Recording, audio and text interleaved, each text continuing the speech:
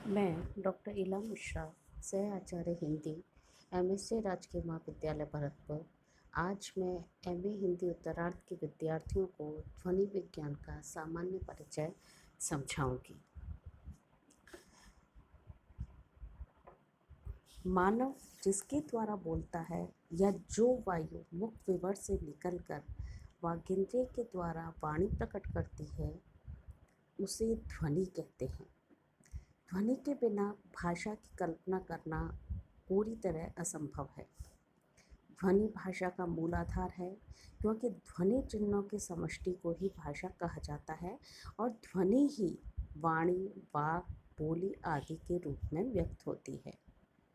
यह ध्वनि वागिंद्रिय से व्यक्त होती है और मुख विवर से बाहर आकर वायु तरंग के द्वारा श्रोता के कर्ण कुहर अर्थात कानों के छिद्र तक पहुंचा करती है। यदि वक्ता के कान ही ना होते तो वह अपनी ही ध्वनि को सुनने में सर्वथा असमर्थ होता और उसे ये ज्ञान ही नहीं होता कि कौन सी ध्वनि कोमल है, कौन सी कठोर, कौन सी ऊंची, कौन सी नीची है आदि।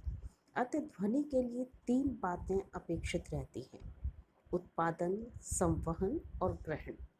ध्वनि का उत्पादन जितना आवश्यक है, उतना ही उसका संवहन एवं ग्रहण भी अपेक्षित है। यदि ध्वनि का उत्पादन तो होता रहे किंतु उसके संवहन एवं ग्रहण की क्रिया ना हो, तो ध्वनि का अस्तित्व संसार में नहीं होता और फिर भाषाओं का जन्म भी नहीं होता। ध्वनि का उत्पादन वागिंद्रिय से होता है, उसके संवहन के लिए वायु तरंगें कार्य करती हैं और ग्रहण की क्रिया कर्ण कुहर द्वारा होती है। तब हमें यह ज्ञात होता है कि कौन प्राणी या पदार्थ किस प्रकार की ध्वनि प्रकट कर रहा है। संसार के सभी जड़ या चेतन पदार्थ ध्वनि उत्पन्न करते हैं, परंतु ध्वनि के महत्व को वे ही जीवधारी जानते हैं जिनके कान होते हैं। पेड़ पौधे, ईंट पत्थर, नदी समुद्र आदि जड़ पदार्थ ध्वनि के महत्व को नहीं जानते। यह विशेषता केवल कान वाले चेतन प्राणियों में ही देखी जाती है कि वे ध्वनि के उत्पादन एवं ग्रहण में समर्थ होते हैं। चेतन प्राणियों में से कुछ प्राणी तो ध्वनि या नाद पर रीझकर अपने प्राण तक न्यौछावर कर देते हैं। यह ध्वनि 2 रूपों में व्यक्त होती है। इसके एक रूप को सार्थक ध्वनि तथा दूसरे रूप को निरर्थक ध्वनि कहते हैं। पशु पक्षी, पेड़ पौधे, नदी सागर, मेघ पवन आदि के द्वारा जो ध्वनि होती है वह निरर्थक कहलाती है, जबकि मानवों की वागिंद्रिय द्वारा जो ध्वनि व्यक्त होती है उसे सार्थक ध्वनि कहा जाता है।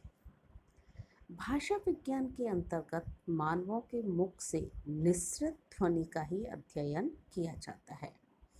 यह ध्वनि मुख एवं नासिका से निकला करती है। इस ध्वनि की 2 भेद किए जा सकते हैं: नाद और श्वास। मुख के अंतर्गत कंठ पिटक में कुछ स्वर तंत्रियां होती हैं।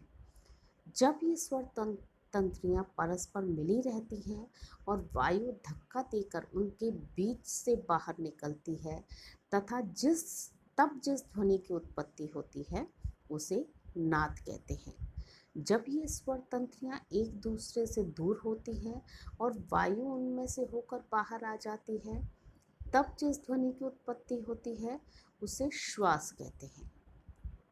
इसके अतिरिक्त एक तीसरी ध्वनि और होती है जिसे जपित या उपाशु ध्वनि कहते हैं।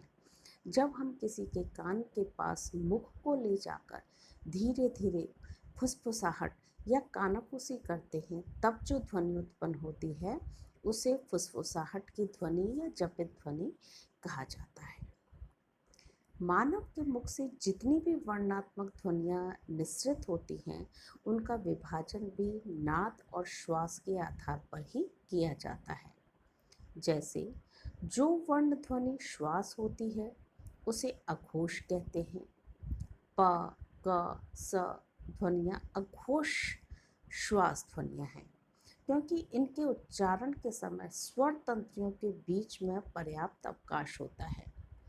इसी प्रकार जो वर्ण ध्वनि नाद होती है उसे सघोष कहते हैं। ग, ज़ ध्वनियाँ सघोष हैं क्योंकि उनके उच्चारण में स्वर तंत्रियाँ परस्पर मिली रहती हैं और वायु उनके बीच में से धक्का देकर बाहर निकलती है। इनमें से अघोष ध्वनियों को कठोर तथा सघोष ध्वनियों को कोमल कहा जाता है। इस प्रकार मुख विवर में स्थित स्वर तंत्रियों से विभिन्न प्रकार की ध्वनियाँ उत्पन्न होती हैं और मानव अपनी इच्छानुसार उनका उच्चारण किया करता है। अब प्रश्न यह उठता है कि ध्वनि मुख विवर से उत्पन्न होकर वायु तरंगों के द्वारा कर्ण कुहर तक तो पहुँचती है, किंतु ध्वनि उत्पन्न कैसे होती है? कौन कौन से अवयव ध्वनि की उत्पत्ति में सहायता पहुँचाते हैं? किस किस अवयव का क्या क्या कार्य है? कौन सा अवयव मुख विवर में कहाँ स्थित है?